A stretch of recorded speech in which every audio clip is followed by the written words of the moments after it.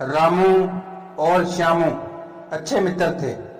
दोनों लकड़हारे थे जो जंगल के निकट रहते थे। एक दिन हमेशा की भांति दोनों लकड़ी काटने जंगल में गए। श्यामू अपनी बहादुरी की सेखी बगाड़ने लगा और रामू से कहा, मैं जंगली जानवरों से नहीं डरता हूं। मैं अपनी पैनी कुल्हाड़ी के एक ही वार से उन्हें मार सकता हूं। रामू ने यह सुना और बोला, तुम वाकई बड़े बहादुर हो। मुझे तुम जैसा मित्र पाकर गर्व है। अचानक उन्होंने एक काला भालू अपनी ओर आते देखा।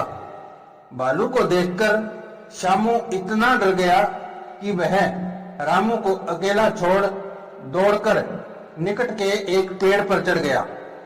रामू पेड़ पर चढ़ना नहीं जानता था। उसने सोचा, अब मैं क्या करूं? मैंने सुना है भालू मृत लोगों को नहीं छूते। मैं मृत होने का अभिनय करूंगा और अपनी जान बचाऊंगा।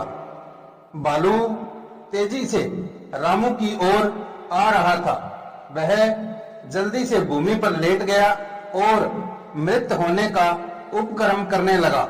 जब भालू उसके निकट आया तो रामू ने अपनी सांस रोक ली और मृत व्यक्ति की भांति शांत पड़ा रहा।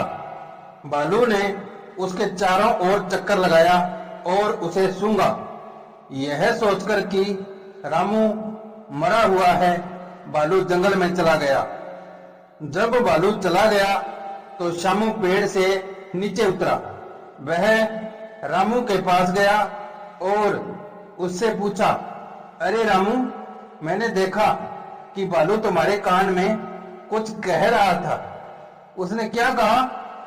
रामू ने उत्तर दिया, सचमुच भालू ने मुझे एक बुद्धिमत्तापूर्ण सलाह दी है। उसने मुझे बताया कि ऐसे मित्र पर कदापि विश्वास मत करो जो अपनी सेखी बगाड़ता रहता हो और कठिनाई के समय तुम्हें अकेला छोड़ दे। श्यामू अपने आप पर बहुत लज्जित था क्योंकि उसे अपनी भूल का अनुभव हो गया था। अनमोल वचन, मित्र वही है जो मुसीबत में काम आए।